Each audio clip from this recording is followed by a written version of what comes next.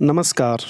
आज मैं कबीर की प्रसिद्ध साखी पोथी पढ़ी पढ़ी जगमुआ की व्याख्या प्रस्तुत कर रहा हूँ।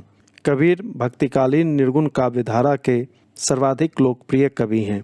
उनकी साखियाँ लोक जीवन का हिस्सा बन चुकी हैं और कई बार लोकोक्तियों की तरह प्रयुक्त की जाती हैं। कोई भी व्याख्या अंतिम या संपूर्ण नहीं हो सकती है। इस व्याख्या में भी आप अपनी ओर से कुछ जोड़ सकते हैं, बदलाव कर सकते हैं। मुझे उम्मीद है कि यह प्रस्तुति आपके लिए उपयोगी साबित होगी। तो आइए पोथी पढ़ी पढ़ी जगमुआ की व्याख्या पर एक नज़र डालते हैं। पोथी पढ़ी पढ़ी जगमुआ पंडित भया न कोई, एक आखिर पेब का पढ़ें सुपंडित होई। प्रस्तुत पंक्तियाँ कबीरदास द्वारा लिखित है। कबीर भक्तिकालीन निर्गुण संत काव्यधारा के प्रतिनिधि कवि हैं। अपने युग और समाज को उन्होंने अत्यंत निकट से देखा तथा उससे संचित अनुभवों को अपनी कविताओं में अभिव्यक्त किया है। उनकी साखियों में गहन आत्मानुभूति तथा आँखिन देखी सच्चाई का प्रकाशन है। कबीर एक ओर जहाँ अपने समय में विद्यमान युगीन विसंगतियों और धार्मिक आडंबरों की कठोरतम शब्दों में आलोचना करते हैं, वहीं दूसरी ओर भक्ति में माधुर्य, पूर्ण तन्मयता और समर्पण का भाव व्यंजित करते हैं। इस साखी में कबीर ने शास्त्र ज्ञान के स्थान पर प्रेम भाव को महत्वपूर्ण बताते हुए उसे विद्वता की कसौटी कहा है। कबीर ने अपनी रचनाओं के माध्यम से पुरातन रूढ़िवादी सोच का निषेध किया है। कबीर ने उदात्त भावों और उच्च मानवीय मूल्यों को स्थापित किया है।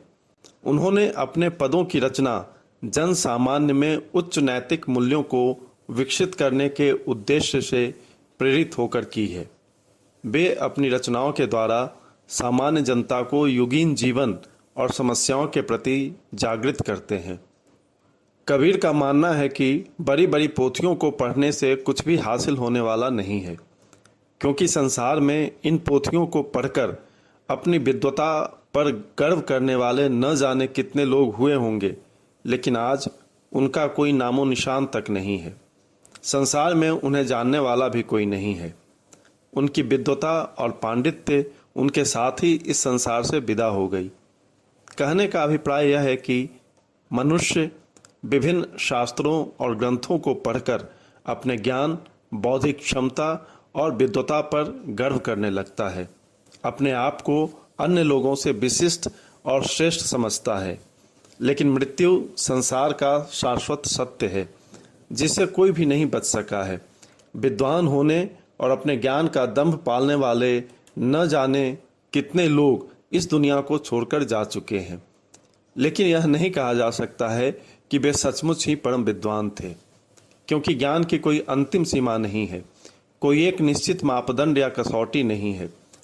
शिक्षा और ज्ञान अर्जन की प्रक्रिया अंतहीन है तथा युग, समाज और समय की आवश्यकता, मांग और चुनौतियों के अनुसार परिवर्तित होती रहती है। इसलिए कोई भी व्यक्ति परम विद्वान नहीं हो सकता। पांडित्य का दावा करना अलग बात है।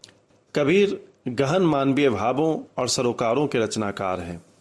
उनकी आस्था उच्च नैतिक मूल्यों के प्रति है। इस साखी में वे बड़े बड़े ग्रंथों में लिखित शास्त्रीय ज्ञान के स्थान पर प्रेम के महत्व को स्थापित करते हैं। कबीर कहते हैं कि जिस किसी व्यक्ति ने भी इस संसार में किताबी ज्ञान के स्थान पर प्रेम का पाठ पढ़ लिया, उससे बड़ा विद्वान कोई और नहीं हो सकता। बड़े बड़े ग्रंथों में लिखी बातें समय के साथ अपनी सार्थकता खो देती हैं, क्योंकि हर एक युग और समय की अपनी अलग चुनौतियां होती हैं। बड़े बड़े ग्रंथों में लिखी बातें सैद्धांतिक होने के कारण व्यावहारिक जीवन से कट जाती हैं तथा समय के साथ उनकी उपयोगिता या तो खत्म हो जाती है अथवा कम हो जाती है। लेकिन प्रेम एक ऐसा शाश्वत भाव है जिसका महत्व कभी भी कम नहीं हो सकता। प्रेम अत्यंत उदात्त भाव है, जिसकी परिधि में केवल मनुष्य ही नहीं बल्कि प्रकृति की हर एक वस्तु समाहित हो सकती है। प्रेम एक उच्च जीवन मूल्य है जो हमें उदार और सहिष्णु बनाता है। दया, क्षमा, सहानुभूति, परोपकार आदि उदात्त गुणों का संबंध भी प्रेम से है। इसलिए जिस किसी ने भी प्रेम के इस एक अक्षर में निहित अर्थ को समझ लिया और उसे अपने जीवन में उतार लिया, उससे बड़ा विद्वान कोई अन्य नहीं हो सकता। भारतीय ऋषि मुनियों ने प्राचीन काल से ही वसुधैव कुटुंबकम के माध्यम से इसी प्रेम भाव की शिक्षा दी है। संसार में जितने भी महापुरुष हुए हैं, सबने इसी प्रेम का संदेश दिया है और आज हम उन्हीं को याद भी करते हैं। महात्मा बुद्ध, भगवान महावीर, ईसा मसीह, पैगंबर मोहम्मद, गुरु नानक, कबीर आदि महापुरुषों ने इसी प्रेम, भाईचारा और सद्भावना का संदेश पूरे विश्व को दिया है। यह प्रेम भाव केवल मनुष्य तक ही सीमित नहीं रहनी चाहिए, बल्कि अन्य प्राणियों और प्रकृति से जुड़े सभी चराचर उपादानों के प्रति भी होना चाहिए। ऐसा होने पर ही वह सही अर्थों में प्रेम होगा और कबीर ऐसे ही प्रेम की बात इस साखी में कर रहे हैं। यह प्रेम ही मनुष्य को ईश्वर तक पहुंचाता है।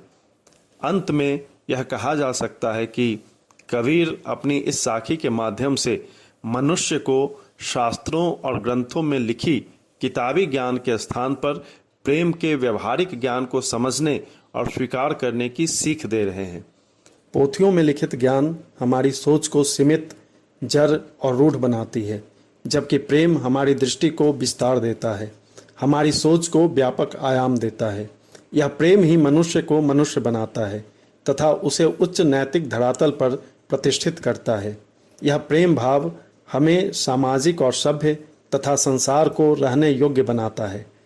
जिस समाज में इसका अभाव होता है, वहाँ की स्थिति अराजक हो जाती है। अतः प्रेम संसार का सबसे उदात्त भाव है। इसमें अंतर्निहित अर्थ को समझने और अपने जीवन में धारण कर लेने वाला व्यक्ति ही सच्चे मायने में विद्वान और ज्ञानी कहलाने का अधिकारी है तथा ऐसा व्यक्ति ही इस नश्वर संसार में अपनी छाप छोड़ता है। कुछ विशेष बिंदु कबीर ने इस साखी में प्रेम की महत्ता को स्थापित किया है। इस साखी में कबीर ने जिस प्रेम का वर्णन किया है, वह सभी प्राणियों के प्रति संवेदना भाव से संपृक्त होने का सूचक है। सहज सरल भाषा शैली में कबीर ने अपनी अनुभूतियों को अभिव्यक्त किया है। प वर्ण की आवृत्ति होने से इसमें अनुप्रास अलंकार है। पढ़ी पढ़ी शब्द की आवृत्ति होने के कारण पुनरुक्ति अलंकार है। अगर आपको यह वीडियो पसंद आया हो तो कृपया इस चैनल को लाइक और सब्सक्राइब करना न भूलें। धन्यवाद।